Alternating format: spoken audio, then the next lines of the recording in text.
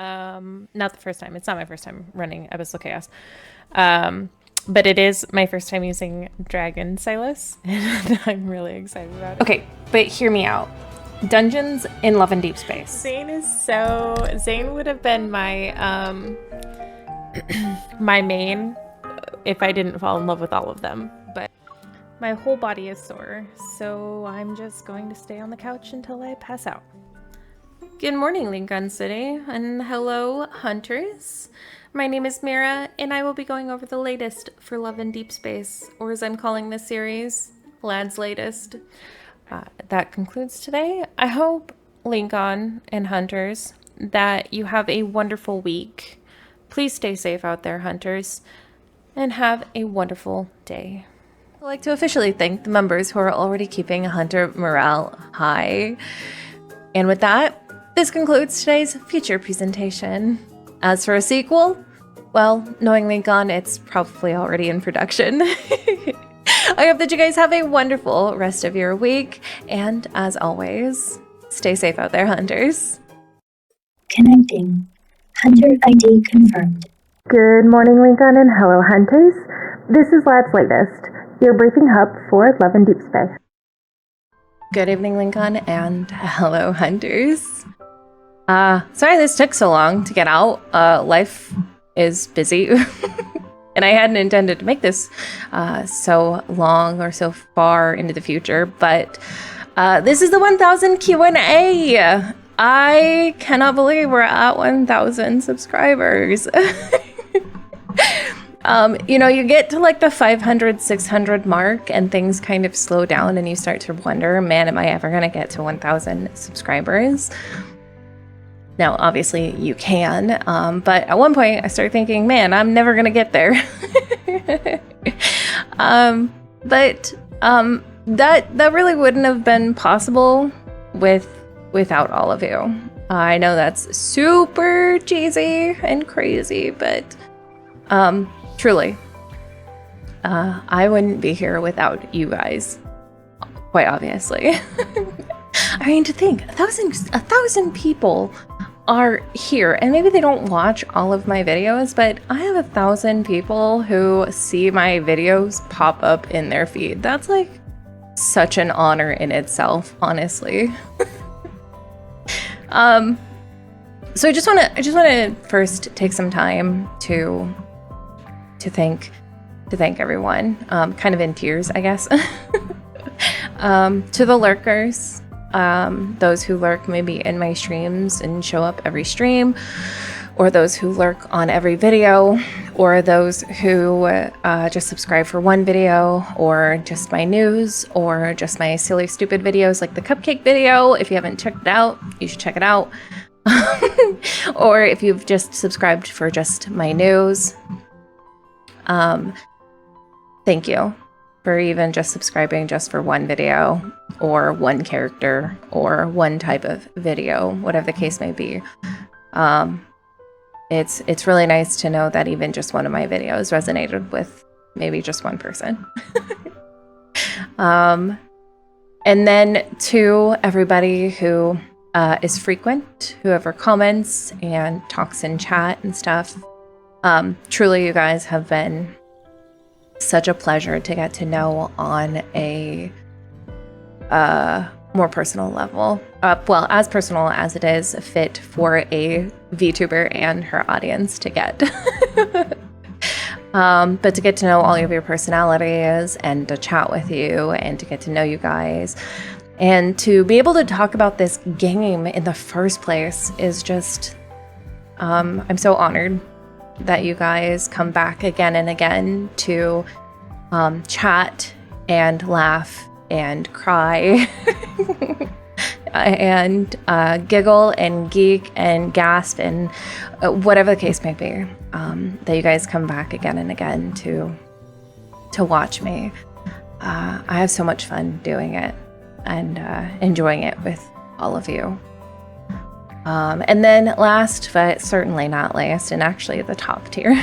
Well, top tier only because they are in the close circle, but to my mods, you guys have been so awesome. I really would like to consider you guys friends. To be able to geek and laugh and talk about it in the Discord and to send stupid memes to each other and stuff. It's just, I've really enjoyed having you guys around, and I really appreciate all the hard work and effort that you guys put into each stream to watch it, to make sure that everyone is behaving, which I am so grateful. I just want to say that I am so grateful that my community is so, you guys are so well behaved. But truly, you guys, I do stalk other people's videos, and I see you guys in the comments, and sometimes in the chats and stuff of other people, and I see you guys chit chat with each other and talk, and I see familiar faces, and it's thank you for making the multiverse what I wanted it to be, which is a very kind and loving and accepting community. You guys have been so awesome in creating that with me. So thank you again to just everyone in general. Here's hoping we have the next 10 years. My goal is to make it to 5 years. Let's make it to 5 years. Let's make it to 2,000, 3,000, 5,000, whatever the case may be. I would love to see just 2,000 at this point. And I promise you guys to keep delivering drama-free news, which is really my main goal of this channel. To keep delivering silly voice acting and silly concerns about cupcakes. I'm sorry, I'm still on to the cupcake thing. And fashion lads with you guys, and just breaking down everything for you to make it easier for everyone to receive the news in easier portions. Yeah, I think that's it. I thought I was going to cry during this, but I guess I'm not. I'm really just in shock, and I'm just honestly just so grateful. I know I've said it a few times, but I cannot express how just incredibly full my heart feels with this channel. So yeah, anyway, this is a Q&A. You guys sent in some good questions. So I think we're gonna go ahead and get started with these questions. All right, so the questions are kind of in a specific order. The first few are gonna be kind of like content and channel creation, or questions, Love and Deepspace questions, gaming questions, stuff like that. So they're kind of not in particular order, and if you ask 2 questions, depending on what they were, they'll end up in different sections. But this one might be kind of morbid to start off with, but also I know it's a kind of it's topical in a way. If Love and Deepspace were to end, what would happen to your channel? Would you end it, pivot it, or use it for something else? Now, if you guys aren't already aware, I actually have 3 YouTube channels. I have this one, obviously, which is what you guys are here for. I have a second channel called The Arcane Waypoint, where it's a variety gaming. Right now, I'm going through Danganronpa, Trigger Happy Havoc. I've finished A Date with Death and A Date with Death 2, the demo. I've gone through Crisis Core, Final Fantasy VII Crisis Core. I'm working on Final Fantasy X right now. Basically, it's just RPGs, JRPGs, visual novels, cozy games, anything that's kind of really heavily story-driven and has available voice acting, because I love to voice act. And then the third one is MEIRA'S Misadventures, there we go. Which is a solid Final Fantasy XIV channel where you can watch me raid in Savage content and EX content, and you can watch me go through the story currently with Lilith, my mod. We are currently in Heaven's Ward, so you can go watch our adventures through that as well. It's called the Himbo Healer, the Himbo Healer Sprout, and the Veteran Handler. I am the Veteran Handler. But it's been super fun. Anyway, to answer your question, that all is getting to the question, I promise. Because I already have a variety channel that I am currently working on getting to a suitable position where I can start earning on that one as well. Kind of helps me decide what I want to do with this one. Now, of course, with MLQC, I know it's been a topic of conversation of what happens to Love in Deepspace when it's at EOS, or if something were to happen suddenly. And of course, as a content creator, that's something that you always think about as well. Like, what if my game just suddenly, especially not being a variety channel, you kind of just are always in the back of your mind, what happens to my game if it's gone all of a sudden? And my first, I'm going to tell you, my first instinct was to tell you I would just end it. The channel would stay up. It would be more of an archive than anything, because I know with MLQC there's not a whole lot of archives. And luckily with Love in Deepspace there's going to be a ton of archives. So this would be much more of an, I had originally thought, well, I just won't stream anymore, I won't do anything. But then when I started thinking about it, I was like, I would be really sad if I just didn't talk to you guys anymore, which, you know, I've been so heavily community based and all of that, that I would be really sad if it just ended. So I don't think I would just end it. I think it would be closer to a pivot. Now, what that pivot would be completely up to whatever would happen at that time. It would be really cool if there was another 3D Atome or another EN voiced Atome. I know Light and Night is currently in the process of hopefully going global. That would be super awesome. But it does have EN voicing at this time. So, you know, that's always a choice. It would be really cool, you know, if Silent Whispers is around at the time, that would also be another option, I guess. But until then, obviously, it would be Love in Deepspace only. I think the other option would be that I would leave it up to what the community felt as well, as far as pivot goes. You know, I've always prided myself on being very community-based and listening to your guys' voice, and so I would very much open up to what the majority of the community would probably like to see. I know a majority of you are here for Atome and here for Gacha, so it would probably be some variation of that to continue this channel. Now, would I continue the news is another story, and the answer to that is probably not. I know. Okay. And I should probably preface by saying I love doing the news for Love in Deepspace. I adore doing it for you guys. Do not get me wrong, but it is a lot of work. It is a lot of work to get the news. So after Love in Deepspace, I probably will not do any gacha news, or any news for that matter in particular, unless I suddenly had enough energy to do it. But that is what would happen to the channel if Love in Deepspace ended for whatever reason.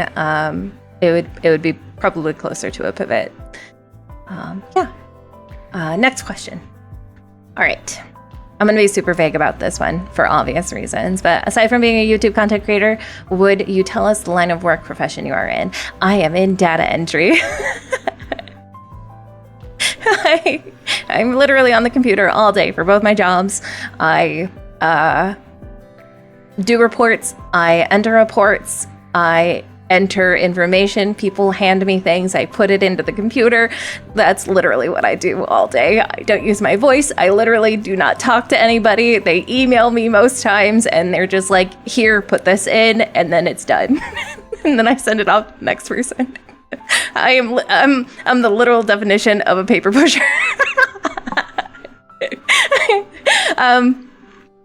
On a side note, I do enjoy my job. I love my job. It's actually really perfect for me. I am very much an introvert. I Aside from going over to my brother's occasionally on the weekends or walking to the store across the street, I'm very much an introvert. I spend a lot of time talking to people online, whether it's my friends or my boyfriend or even the people at work. I message through Teams.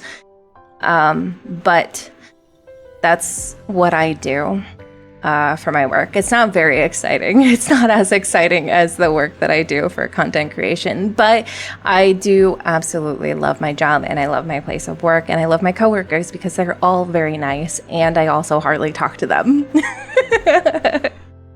All right, the next few questions are going to be about love in Deepspace. And these two are good to start out with. They're kind of the same, but not really, but I can kind of combine them both together. What got me into love in Deepspace is kind of a silly adventure. It's not super, super exciting, but it is kind of silly. So I had kind of seen the beta when it first was kind of around. It did kind of interest me, but I wasn't really playing gacha at the time. And I've always had kind of shit phones. So playing anything that was like active was just not ever on the front of my mind. But when February 2024 rolled around, I saw an advertisement for it again. Didn't really know much about it. Didn't really know much about the guys or anything like that. But it looked interesting enough. So, and it had customizable MC, which I'm always down for a customizable MC. So I downloaded it for 2 hours on my shit phone. Didn't really pay attention to who was in the front. Obviously, this would have been Zane, Xavier, and Raphael at the time. I think I looked at each of them and I was like, Zane's my type on like a visual level. He looks like the dark brooding type. So I definitely, if I would have started around this time, I definitely would have been a Zane girl. But then I saw Raphael and Xavier and I was like, definitely not them because they are definitely not my type. But I guess that second question, which is how did you first meet the lads boys and what did you think of them before knowing them? That is my question, or that's my answer for the OG3 at least, is Zane is definitely my type. The other two were absolutely not. But I took the 2 hours to download the game, got into the first story section, got to the point where you battle the first battle with Xavier, and my phone wouldn't battle. It kept kicking me out of the battle, actually. Now, whether that was a game issue or a phone issue, it's really hard to tell. But I decided to give it a few days, try it again. It didn't work, so I promptly deleted it from my phone. It took up too much storage, and my phone was really old. So I stopped playing the game, and I promptly forgot about it. And then December of 2024 rolled around, and Infinity Nikki came out, and I am a day one Infinity Nikki player because I saw it at the Game Awards and was like, this is a really neat game, I'm going to play it. So I started playing Infinity Nikki, and I started wondering, I wonder what other games Infold does. So I looked them up, and I saw Love in Deepspace again, and I was like, oh, I remember that game. I tried to play it, and it didn't work on my phone, but now I've got a new phone. So let's take a look and see what this game is all about. I start looking it up, and the first thing that comes up, because it was around nightly, was a lot of stuff about Silas. And when I saw that white hair, red-eyed boy, I was instantly hooked. And I was like, who is this man? So I find out what his name is. And I was like, okay, Silas, got it. That's a cool name. Look it up. See the Nightly Kindled for Night of Secrecy. Watch the Kindled. And I'm like, absolutely. I'm going to play this game. Now, whether I'm going to stay with the game or not is a whole other issue, but absolutely, this is what I'm going to play. took an hour and a half to download it, and found out that my MC actually still existed. She was still around. I didn't have to re-edit her or anything. And I was still at the part where I left off, which is that first battle sequence. So I got through the battle sequence again, or for the first time I got through it. And from there, after knowing that I could battle, I was instantly hooked. I was so set in playing it, and so I played it obsessively. I've played it obsessively ever since. So that's how I got into the game. As for how before meeting the boys, definitely had the Silas brain rot. Zane was a close second because he's generally my type. Raphael and Xavier were not even on my radar at all. And I actually didn't know anything about the story. I didn't know anything about the boys. I hadn't looked up anything. I literally went into this game super blind. So it was really fun the first like month and a half of learning about these boys, especially with Knightley, because I mean, we all know how Xavier is. So it was really fun to kind of learn about the whole game in the first few months because I had no idea what it was about. But yeah, that's how I got into Love and Deepspace, and that is what I thought of the boys when I first saw them. All right, these two can kind of go together because I think they're really good questions. So, who is your main before you were harem girly? Silas. As question 6 says, we know Silas is your main. He's actually my king. I don't consider him my main because I am very much a harem girly. It really depends on what kind of, or which guy has the main banner at the time is who I'm absolutely in love with. But Silas is the king of my harem.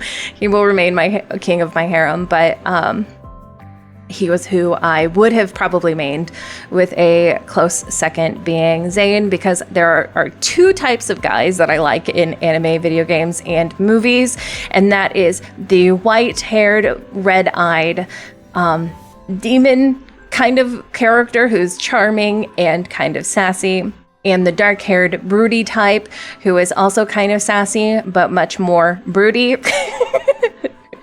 And those two fit the bill so much. Which leads me actually to number 6, who also asks, Silas obviously is number 1, but who is the closest to your ideal type? Sometimes we have our favorites, but they aren't our ideal types, and that is absolutely correct. Because if you guys are not aware, I am actually dating somebody. I mean, I have my boyfriend. You guys have probably seen him, MEIRA'S. We've been together for about 8 years now, and he is a Raphael. Which is funny because Raphael was at the bottom when I started, but that fish shot himself up to second so fast. I don't even know how he did it, but he's here, which actually makes sense because he is a lot like MEIRA'S. MEIRA'S is a lot like Raphael. There is some hints of Caleb in there. Not the yandere part. But the, silliness part of it for Caleb. The Gundam nerdiness of it with Caleb is definitely something Raphael, or definitely Caleb. Sorry, Caleb. But Raphael, he's a 100% meme lord who makes jokes with uncomfortable situations. And actually, before I even started playing this game, my boyfriend, I just should call him MEIRA'S, calls me cutie patootie. So when I heard Raphael say it for the first time, I was like, hang on, I know that nickname. So when Raphael calls me cutie patootie, I kind of giggle about it because MEIRA'S calls me a cutie patootie also. So, but my ideal type is probably Raphael. He's probably someone I would date IRL. I would probably also date Caleb to some extent. There are a few more questionable ones with Caleb. So he's not even he's kind of like way a lot lower than Raphael, but Yeah, Raphael is definitely my ideal type of guy that I would date IRL because I actually am.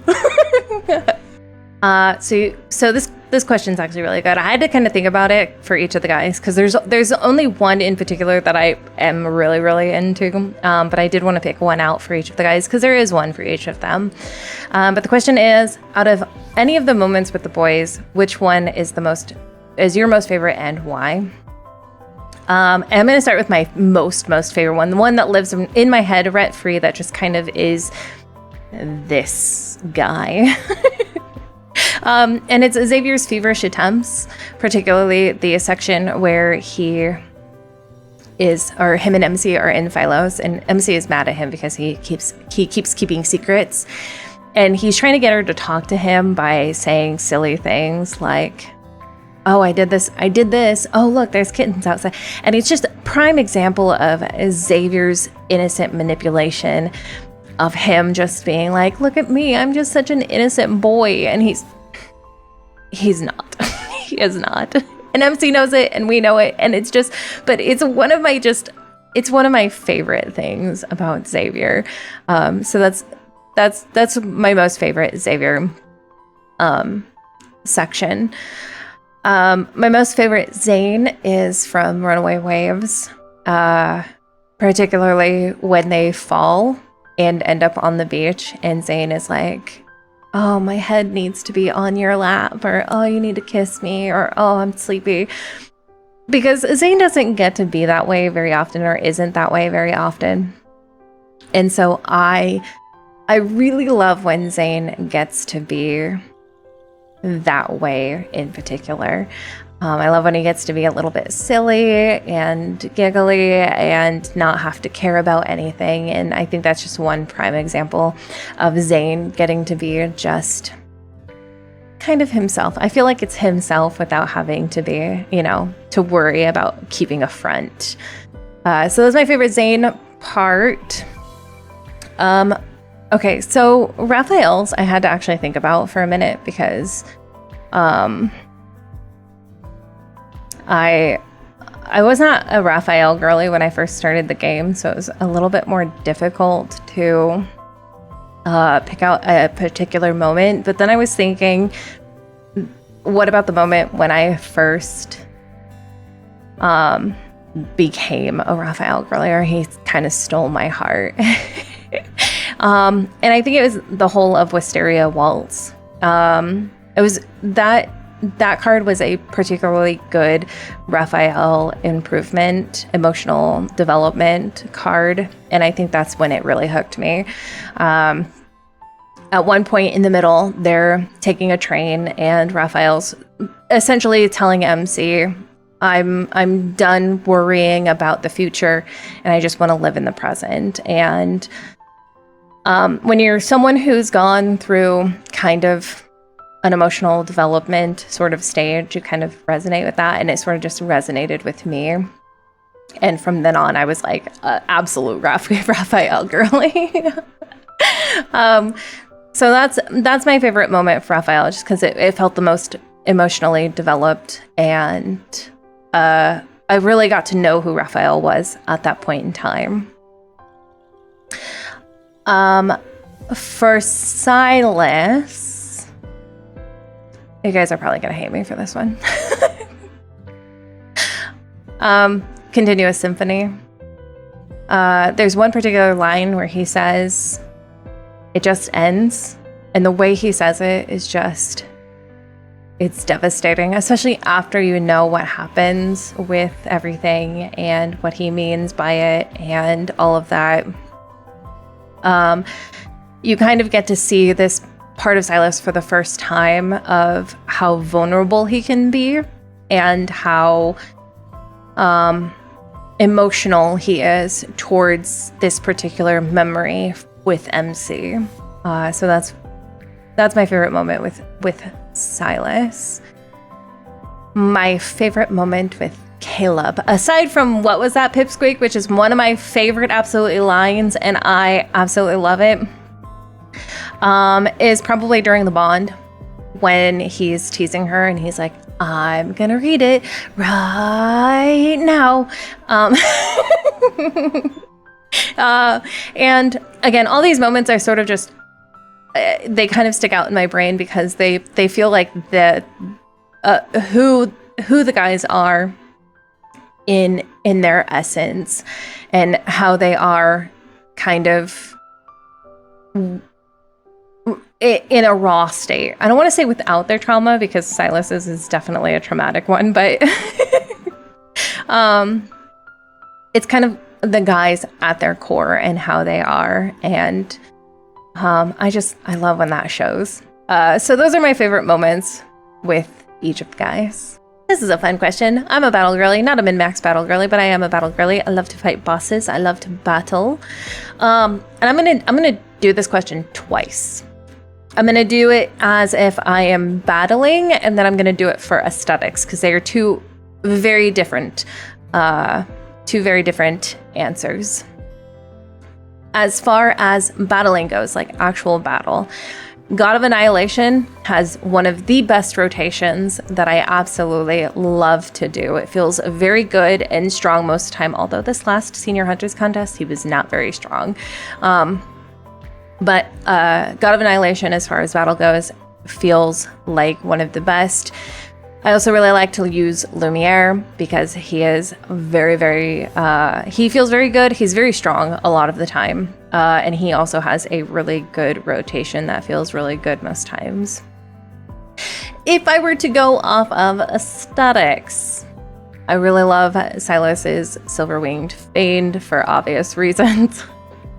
Not because it's Silas, but also because it's a vampire and it's got red, black, and silver. It's just a really good aesthetic. And Netherlord, actually. Netherlord is probably one of my favorite aesthetics. I love the Ardent Oath. The Ardent Oath is beautiful. I love the Lotus. I love all the green and purple and black. I love it so much. So that's my answer for that. I have two different ones. I have one for battle and one for aesthetics. All right, this is a good question, but I don't know how it's supposed to be answered, so I'm going to answer it the best way I can. If you could change the myths, either one of the old or the new ones, what would you add? Aesthetically, nothing. I actually really like all of the myths. The old, the new, the standard, whatever the case may be. I actually think the myths are some of my favorite content. I think they give us some of the best lore. They give us some of the best emotion. They give us a lot of the angst that we look for in this game. So I really like how the myths are. However, there are two in particular that I would add something to, and that is Caleb's Netherlord and Silas's Silver-Winged Fiend. Now, this may not be the case for everyone. I do want to make that known that this is what I'm about to say is a personal thing that I've got for those two myths. And that is, I had really high expectations for them emotionally, especially after the last myths with Raphael, Xavier, and Zane. I actually had hoped and had really high expectations that they were going to be super emotional and really wanted them to be. However, for me personally, they were not very emotional. They left more questions than answers, which is fine. In retrospect, especially if we're going to get more myths, I imagine more things will be answered. But emotionally, I was not as distraught as I had hoped to be. And I know it sounds kind of weird, but I'm a very emotional person. I react to emotion very well. And I really wanted to be so emotionally distraught that I couldn't function, that I just needed to go to bed afterwards because I find it cathartic. I really love doing it. And after Zane's in particular, I was like, yes, I'm gonna be so sad about Silas's that and I was not. There were a few parts where I did get teary-eyed and shaky. But in Caleb's in particular, I didn't get emotional at all. And I was actually kind of disappointed about it. Now, again, others may have definitely gotten emotional about it, and I think that's totally fine. But for me in particular, I did not. I think the fact that there were more questions than answers made it hard for me to get emotional about it. So I'm really hoping that these next myths, for those two in particular, will be so emotional that I won't be able to function afterwards. But those are the only things that I would add to any of the myths. Other than that, as I stated, the myths are probably my favorite content in the game, and I love them. And I can't wait for us to get more, because I love getting the past for each of the guys. This one is really fun. What type of battle companion look would you want for each of the allies to have if it were up to you? Now my first instinct is, what if they all turn into animals? Like Zane into the nine-tailed fox, or Xavier into, maybe not a bunny. I don't know what would be an equivalent to a bunny, but, or Silas turning into like a giant crow, or Caleb turning into a leopard. That would be really, really neat. For Xavier, I actually think, I don't know if you guys are familiar, or, for those of you who are familiar, I'll put up a picture of the astrologian in Final Fantasy, but having him be more celestial, maybe even tarot card sort of sparkly, I think would be a really cool look for him. Have him have the staff or something like that. I think would be really, really neat for Xavier. Xavier doesn't tend to change out of human form or be out of human form, so having him turn it more into like a celestial being would actually be kind of neat, I think.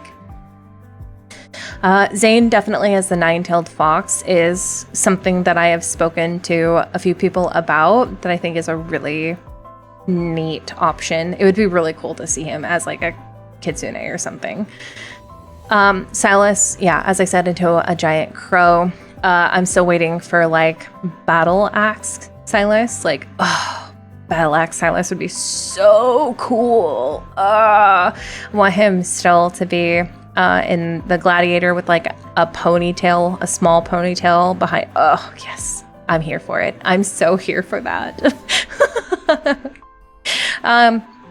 Caleb to turn into a leopard would be really neat. Having him be some sort of,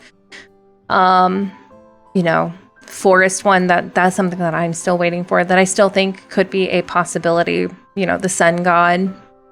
But yeah, I think mostly changing into like some sort of animal. Raphael is the only one that I have kind of a hard time thinking about. Now, I know there's been a few people who have mentioned him turning into that flying whale or a phoenix of some sort. Having him be some sort of aerial creature, like aerial as in like the air, would actually be kind of fun, I think. A change from what he is.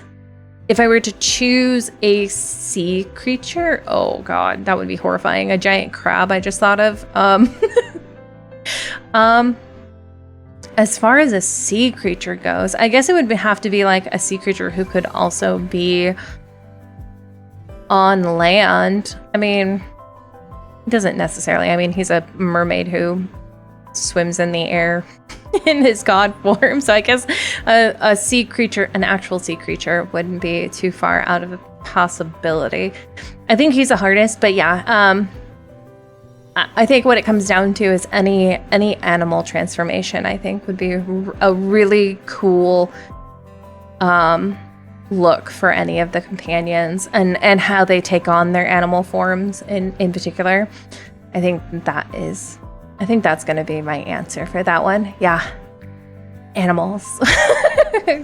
This person knows what they're asking, and so I'm going to rephrase this question, which is, what are your ideal archetypes of men in video games, movies, and anime?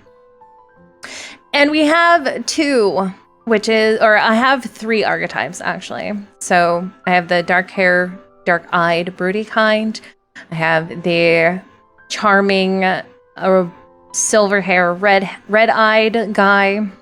But there is a third archetype of a guy that I do like, which is the overly loud, overly charismatic, not like Raphael charismatic, more like, you know, can command a room and be charming at the same time, but isn't afraid to, like, you know, make a scene. And generally that type is red hair. I like long hair in general. Peep, Vincent Valentine, and Alucard of both variations. So having like long red hair, particularly maybe in a ponytail, would be really, really neat.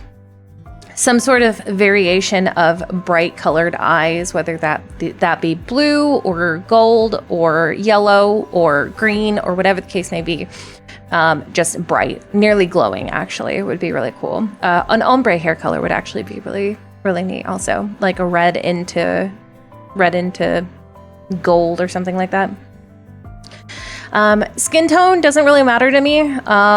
I'm going to be 100% honest with you. Skin tone tends to fall in line with whether I like their attitude or not. So I don't really, I don't really care about the skin tone. It could be dark, it could be tan, it could be light. I mean, I'm into Theron. I think Theron is super hot. So I don't care as far as skin tone goes. It could be like literally anything, as long as I really like the attitude. Accent, though, be really cool to have like a British accent of some sort, or maybe like I don't know, just some sort of maybe like, you know, German or something like that would be, I think would be a really cool accent. Just an accent in general would be really neat. Something from Europe, particularly. And height, I would really like to have, I mean, my girl is short, she's petite. I like to have a height difference of someone who's super duper tall. All these guys fit the bill. So any of the height that the guys are already is what I would probably like to see. But those are the three archetypes that I really enjoy in characters that are in anime, movies, or video games. And those are the three that I really like to see. Although this game does a really good job with how they are already. I actually think this is a great question. It's very thoughtful. And the question is, what video game could you spend hours playing with Silas and potentially getting transported into that video game world? And this was a really good question because I had to actually think about it. Thank you, Saucy. I actually don't think that Silas and I would play a lot of the same video games. It would probably be more like an in passing, maybe, but a lot of the video games I think he would play are not ones that I would play.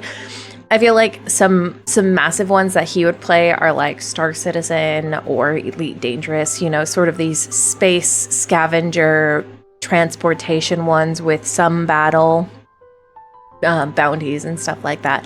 I think those are things that he would really enjoy. And I am not very good at those games. I'm not very good at them, and I don't particularly enjoy them. I don't want to say I don't enjoy them because I do play them occasionally. Not Star Citizen. I will not touch Star Citizen, but I have played Elite Dangerous before, and it is fun, but I'm not very good at it, and I don't get a lot of joy out of it. I feel like we could play like Valheim. I did enjoy Valheim when I played it.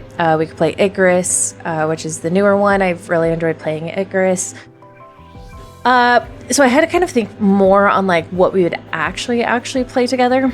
And I actually think that I did think of one. And it would be Destiny 2. I only recently started playing Destiny 2, probably a year or two ago, because I had a sale and Imarashi wanted me to play with him, and I was like, I guess I'm not really a first-person shooter kind of person. I don't generally enjoy first-person shooters, and I'm not very good at them.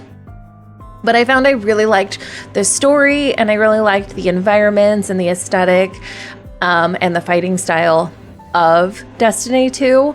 So I actually really enjoy playing Destiny 2. I'm not very good at it. I will say I'm okay at the shooting part of it and using my equipment and stuff, but I'm not very good at like the min-maxing part of it. That's something that Imarashi has to help me with. I'm not very good at min-maxing anyways, but Imarashi has to help me a lot with the min-maxing portion of the like equipment and stuff. But I do really enjoy playing Destiny 2, and I think getting teleported into it would actually be kind of neat also. A little scary, but super, super neat, I think.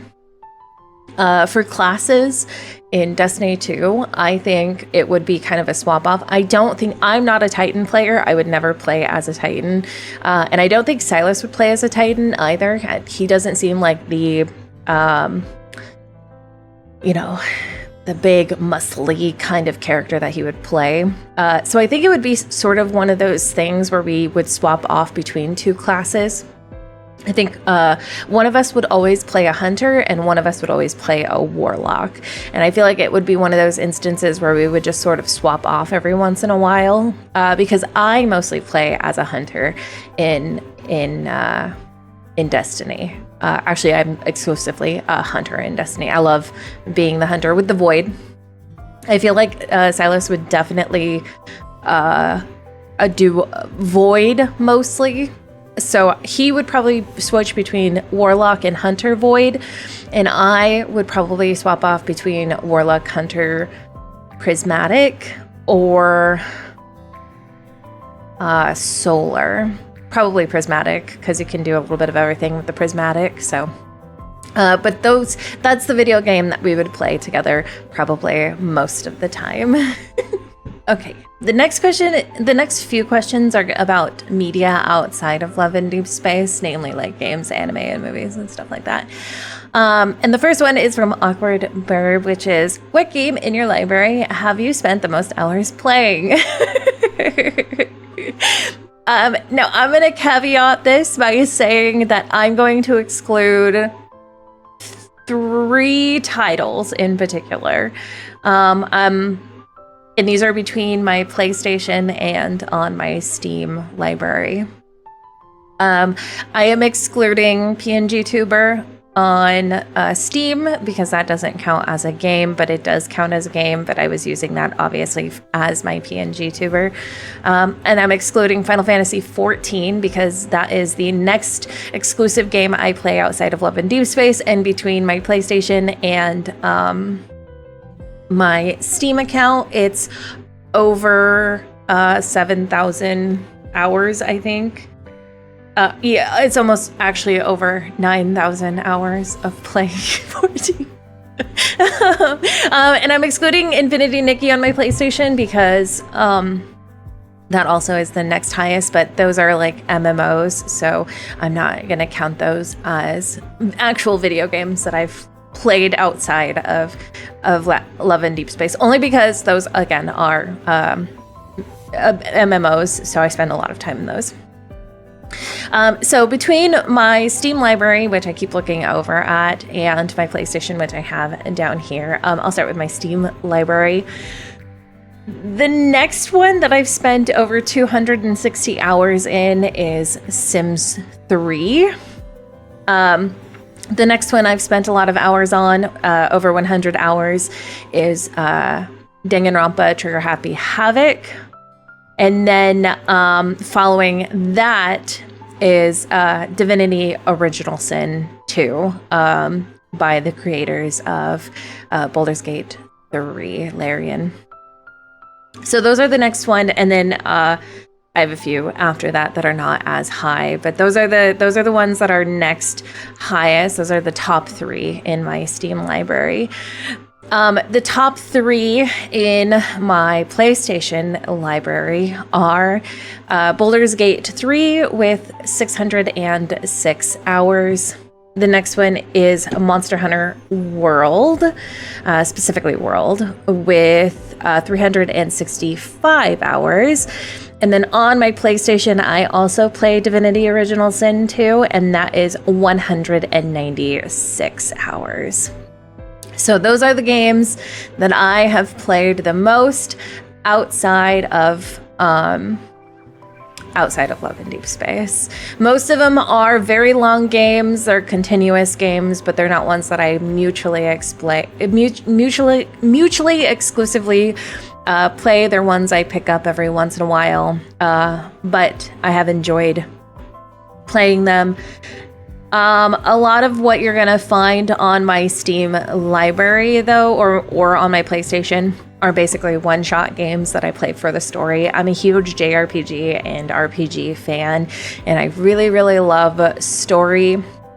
So you're not gonna find a lot of games that are like not already like, you know, multiplayer or something like that outside of having a bunch of hours, because I usually play a game once and then don't play it for a really long time and then play it again like a few years later.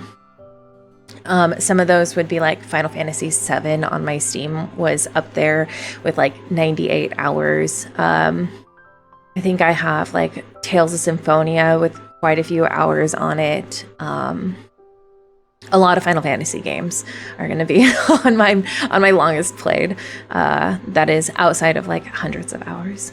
So thank you for asking that question. I actually hadn't looked at my time on my games, so I guess I wasn't surprised, but also I was kind of surprised to see like Divinity up there, because I haven't played Divinity for a little while. I might have to play it again. All right, the next question is, what are your hobbies aside from games like Love and Deepspace? And I think this is a really good question. Now, I could say gaming, because I do absolutely do a lot of gaming. But I'm going to go more tactile with this one.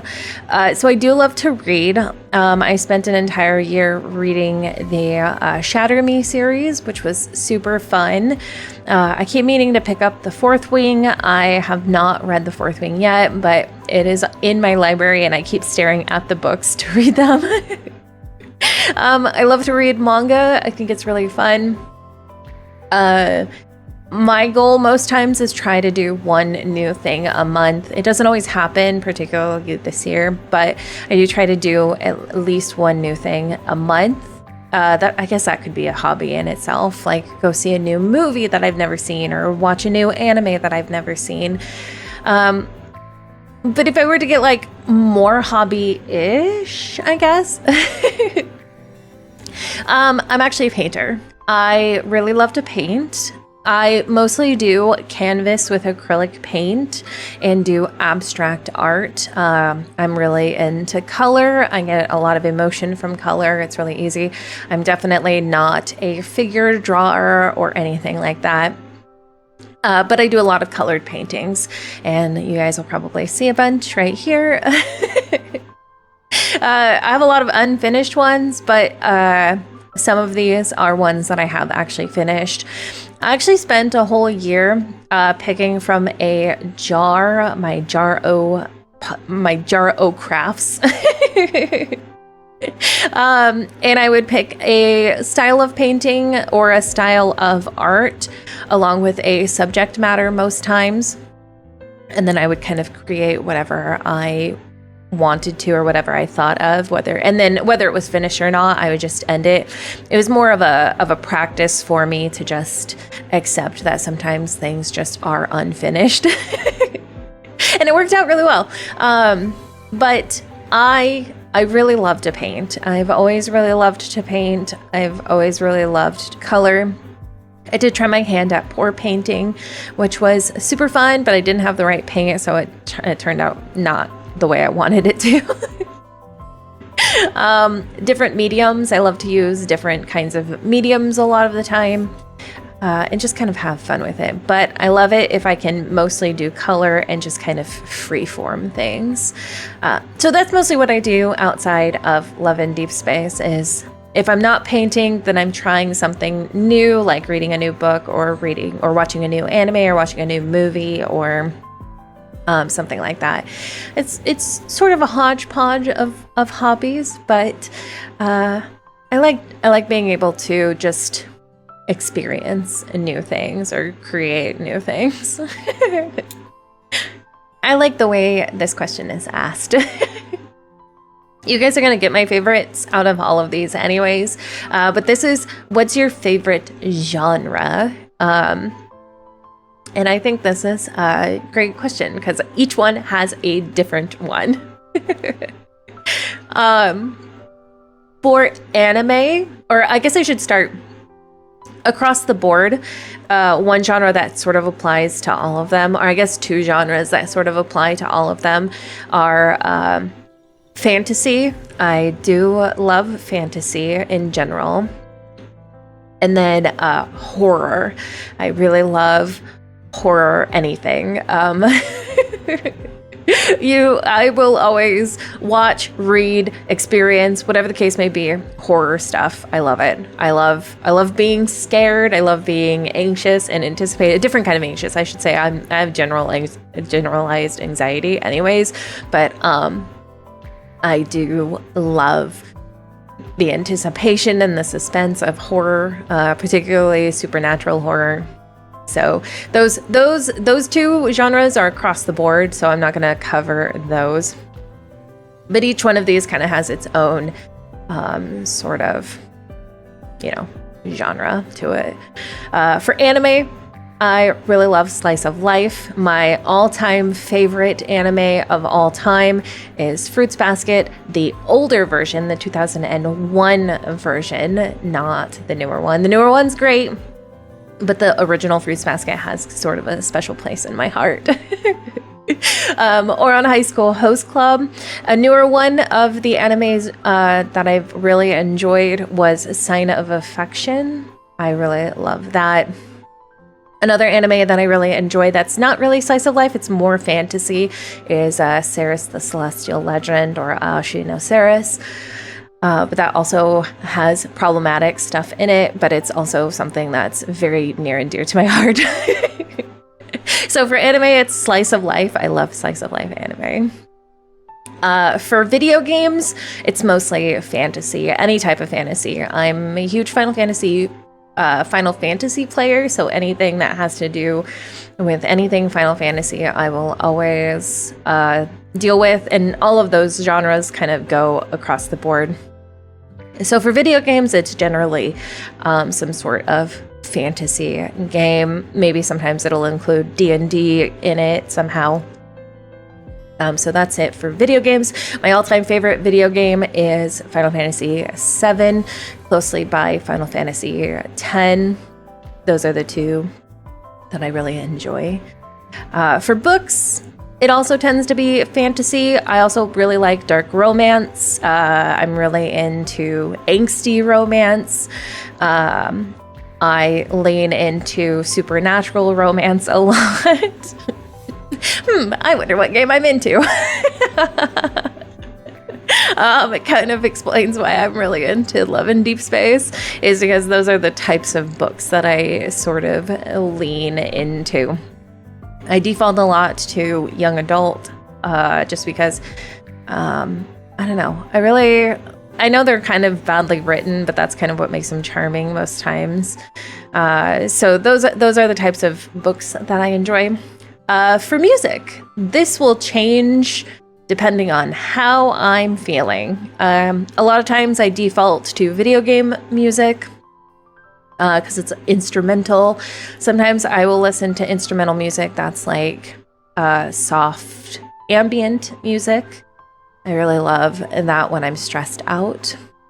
Sometimes I will listen to rock music like Evanescence, or I know we make jokes about Caleb liking 3 Days Grace, but I do like 3 Days Grace and Breaking Benjamin. So I'll listen to rock sometimes. Three Doors Down, that kind of stuff. So it really, for music, it kind of depends. The only kind, I think it's easier to say which kind I don't like in music, and that's generally country. I don't like country very much, and like hard screaming music. Oh my gosh, it rattles my brain too much. But most of the time you can find video game music on my playlists. So anything from Love and Deepspace to Final Fantasy to Expedition 33 to Divinity to Baldur's Gate 3. I will listen to any of that. For movies, only horror. I watch a lot of horror films. Some of my favorite horror films are Would You Rather is a really good one. The Midnight Man, The Ring, The Grudge. Those are my tops. Most of them are those are my top favorite horror movies. And I actually don't watch a lot of TV shows. I watch a lot of anime, but I don't really spend a lot of time watching TV shows. If I were to say TV shows, I'm going to go off of when I was younger and what I used to watch, which is Supernatural as well. Buffy the Vampire Slayer, Angel, stuff like that. Moonlight, I don't know. I feel like that's super niche, but if you know what Moonlight is, then congratulations. You are of a similar kind here. But a lot of supernatural TV shows is generally what I would be into. So you guys can kind of tell what I'm into in general. Just anything for romance, supernatural, dark, gloomy, angsty. Well, and then there's anime, which is all slice of life. I gotta keep it light somewhere. This is also a very good and thinky question. This one's from Lady, and it's, what pieces of media have been the most formative and influential to you? Favorites from growing up, things you still think about constantly. Now, I am going to say that there are going to be spoilers. Spoilers for, because I'm already thinking about the pictures I want to post. Spoilers for Sailor Moon, spoilers for Digimon, spoilers for Sakurai, spoilers for Trigun, spoilers for Neon Genesis, spoilers for Cowboy Bebop, spoilers for Buffy the Vampire Slayer, the original with Sarah Michelle Gellar. So if you're if you haven't watched any of those and don't want to be spoiled, then now is the time to leave. When I think back about when I first started really watching media that was not being monitored, it was probably late elementary into middle school. And the first sort of anime that I started watching was Sailor Moon and Digimon. Those are the two that I kind of fell into, more so Sailor Moon. And actually, when people ask me where I kind of developed my love of angst and romance and stuff like that, this picture. If you know, then you know. This as an 8-year-old, 8, 9, 10, 11-year-old, and you see this, yeah. I was definitely, that was my first show of angst and romance, and I was hooked ever since. I got that tingly feeling in my tummy, and I was like, I think I like this sort of media. Digimon, yeah, this. I started watching Adult Swim. This was back when Adult Swim had anime like late at night. I would actually record. Okay, I'm about ready to age myself. I would record on a VHS tape in my VHS recorder. overnight Adult Swim anime, and I would watch it in the morning. It would be like my morning before school anime. And this included Sakurai, Neon Genesis Evangelion, Trigun, Cowboy Bebop. I'm trying to think of the other ones that I've watched. Those are the main ones. Which, if you haven't seen already, I already showed all the angsty bits.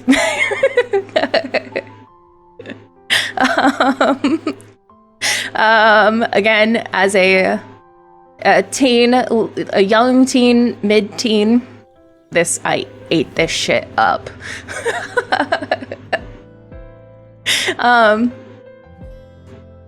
Around this time, I also got into Buffy the Vampire Slayer. Have watched it probably all of the seasons, all 7 seasons, probably a handful of times. Season 5 is my favorite because that's very Spike heavy. It also has a musical in it, which then leads into, I was really into Phantom of the Opera. I don't know how many times I watched Phantom of the Opera. I was really into Rebo the Genetic Opera.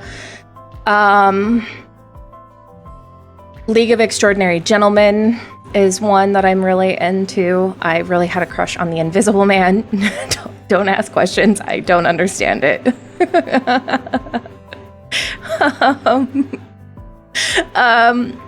My first video game, my first big kid video game, I should say, was Final Fantasy VII. I had a thing for Cloud at the time. Obviously, that's changed into more Vincent Valentine. But those are kind of the things that kind of influenced me. And when I think back and look at it, I'm like, no wonder I yeah, this all fits the bill of what I'm into. In high school, Ayashi no Ceres, or Ceres the Celestial Legend, is one that I still frequently visit. Oh, and another one is the 10th Kingdom. If you haven't seen the 10th Kingdom, it's really, really great. Well, I already mentioned this one, but I'm going to mention it anyways. Fruits Basket. Toru Honda is probably one of my top characters. Ever since I first watched it, she's always been kind of an influence for me. I've really enjoyed. She's always been sort of the one to kind of, when I'm feeling particularly down, thinking of some of her quotes has always sort of helped me ever since I watched the original Fruits Basket. So that's also one that I often think about. I didn't read a lot of books. I'm not a very strong reader. You guys know how I read. I'm kind of an okay reader, but back when I was younger, I was not a very strong reader. So I didn't read a lot of books. If I did, I don't remember them because I just was reading them. Oh, there was actually a series of books. I don't know if you guys will know it.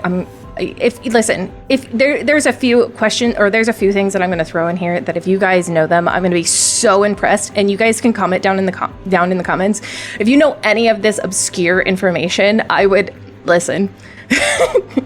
There was a book series called Daughters of the Moon.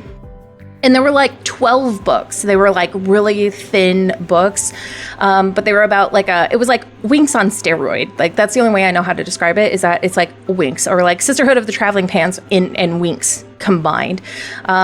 Sort of like Mortal Instruments before Mortal Instruments was a thing, which was also another probably book series that's kind of influential for me. But Daughters of the Moon, if you've heard it, let me know down in the comments, because I would be actually super impressed if anybody heard of that book series. But that's all kind of the stuff that was influential for me. And I had to kind of, when I think about it now, I'm like, yeah, it all, yes, oh yes, what is it, the crown, it's all coming together.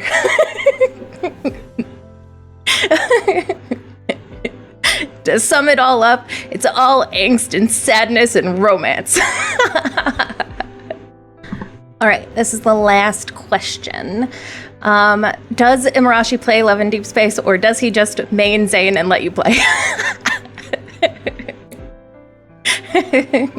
I'll give a little bit of context. Imarashi, as I stated earlier, is my boyfriend of like 8 eight or so years, 8 or 9 years. We've been together for a really long time.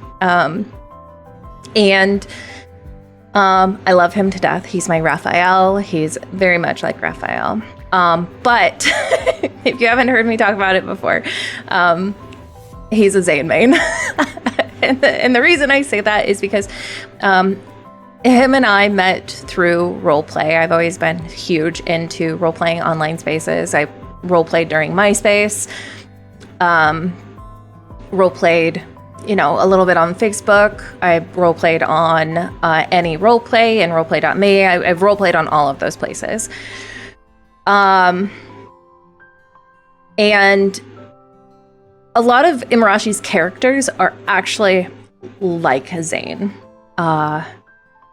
Quiet, dark, very methodical, not super angsty, but very thought-heavy, thought-processed. So he leans into liking the characters that are mostly like that. And so when I was showing him the characters when I was first started playing this game, I was like, oh, look, this character looks like a character that you would like. And the more I talk about Zane, the more he's like, yes, I love Zane. Does he play? No, absolutely not. No, 100%. And it's only because he has a thing with the heavy breathing. If nothing else, he does not want to play because he doesn't want to hear heavy breathing. He walks into the streams a lot of times when there is heavy breathing, and he's like, I can't stand the heavy breathing. It bothers him so much. He never plays. So he just lets me play. So I am the sole player of Love and Deepspace, but I do show him pictures of Zane. I let him know what's going on with Zane. I tell him the stories of Zane, all of that kind of stuff. Ongoing joke is that he wants to destroy Silas because I like him. But the long short of it is that no, he doesn't play. He just mains Zane. Which I think is hilarious still, but I'm really lucky to have someone who's supportive enough to have a main in a game that I play anyways. That's all romance based. All right, and those are all the questions. Thank you to everybody who submitted them, and thank you to everybody for the congratulations. It's again, it's been such a pleasure to get to know all of you, and you guys know a little bit about me now too. So, I may do one of these again at like the 5,000. It depends if I ever get there. I guess I should say when I get there. When I get there. But again, I just want to say thank you, guys. Thank you for the amazing year and a half of creating Love and Deepspace content. Thank you for the memorable moments. Thank you for spending time with me on my streams every Tuesday and whenever I do an extra one. Thank you guys for sticking around whenever things have gotten rough or busy or whatever the case may be. And thank you for being a part of the Multiverse and HQ. You guys indulge me in role-playing the senior hunters, or not the senior hunters, the hunter morale officer. I love to role-play, and I love to pretend, and I get to be silly and pretend, and you guys eat it up, and it just it makes me happy. So thank you all the time. I know I've said it like a gazillion times because it just, I feel like 1,000 thanks is still not enough to express how grateful I am about this experience. So I'm gonna, before I start talking in circles, I'm gonna do my outro. Thank you all so much for watching. If you haven't already, and you're not a part of the community, please feel free to like and subscribe to the channel. I would really love to see you guys around. I also have an Instagram and Blue Sky where I post nearly every day. I haven't been posting as much as I should be because it's been busy, but I try to post when I can. I also stream every Tuesday at noon PST on YouTube. Generally, it's whatever banner is up. Things are getting close to reruns, so soon there will be probably more reruns, but I fill the gaps in with random community things like headcanons and lore talk and banner banner themes that we want and stuff like that. So I'd love to have you guys all there for even the fun times in between cards, because I really do love to make this community this environment a community-based environment. When the story comes out, we do plan on probably hosting a round table with some of the community members. Hopefully we'll be able to do that, because I would really love to talk lore with a bunch of people. So I think it should be fun. If you have any other questions, please feel free to ask them down in the comments, and I'd be happy to answer them for you. Or, just leave a comment. Leave a comment, leave a like, click the bell. What does everybody say? If you would like to support Link on HQ operations, memberships are down below, of course. But content will always remain free. That will never change. That will never. I'm supposed to be a news channel. I don't want to lock my stuff behind members only content. And locking behind members only seems kind of, I don't know. I never got locking behind it for the first few hours if it just means that it's going to get released anyways. So my content will always remain free. Memberships are just an additional way to support the channel, to help my polls, to help with the cake baking, whatever the case may be. It just helps additionally kind of fund the game for itself for the channel. HQ would also like to officially thank the members who are already keeping hunting morale high. To have you guys as members is, again, a feat that I never thought I would get the privilege to have. The fact that I can even have members in the first place. So I'm gonna look over here. We have Beerly, Sarah, Kira, Cece, Melissa, Awkward Burb, Nina, and Vanessa. I see most of you guys in chat most times, but I do see a lot of you just in my comments as well. And to have you guys as members is just such a privilege, like I said. So thank you for being a part of HQ, being part of the Remembered. I just renamed you guys. You guys are the Remembered. I thought it was cute because of MC and her memory and all of that. You guys are like little protocors with memories. But until next time, I hope to see you guys for the next 500 and the next 1,000 and the next 3,000. And as always, stay safe out there, hunters. Both mentally, physically, and everything else. I love you guys. Bye.